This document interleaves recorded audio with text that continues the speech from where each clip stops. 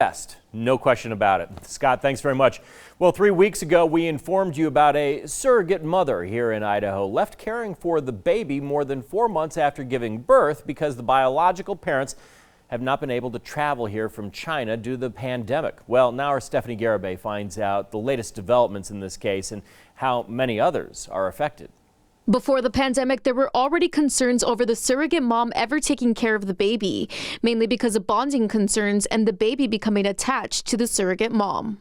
Now, post-COVID, really the thinking is who better than the surrogate who has taken care of this baby for 10 months of pregnancy, who better than the surrogate if she has the means within her family. This was the case for Emily Crislip, an Idahoan who became a surrogate mom for a couple in China. But after COVID-19 was declared a pandemic and travel restrictions were put into place, the biological parents have not been able to meet their own child, leaving Emily and her husband to care for the baby months after giving birth. So their plan was to get here before the due date, and we were going to let them be in the delivery room. So they were going to be a part of it, see her be born. And so when she was born, they were supposed to get their own room at the hospital with the baby, and then my husband and I would have had our own room, and my job was done at that point. The surrogacy agency has tried multiple ways to help speed up the process.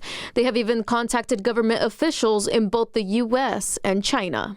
Unfortunately, because this COVID matter is still very fluid, we're not getting straight answers. And Emily isn't the only one going through this. The agency tells us since the beginning of the pandemic, they have had 30 cases of international parents not being able to pick up their kids, some being turned away at the airport with no reasons given. The one thing that gets lost in all of these stories is the real challenges and the real pain and suffering that the parents are having, how much they've been through. And now that they ultimately got their most amazing miracle and dream of having a child, now they can't be reunited with the child.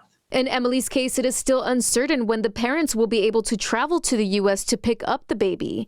But the surrogacy agency says it's ready to try everything possible. We've had to be innovative and figure out ways where we can really accomplish all this and make sure that the parents know that their child is safe. In Twin Falls, I'm Stephanie Garibay, Idaho News 6.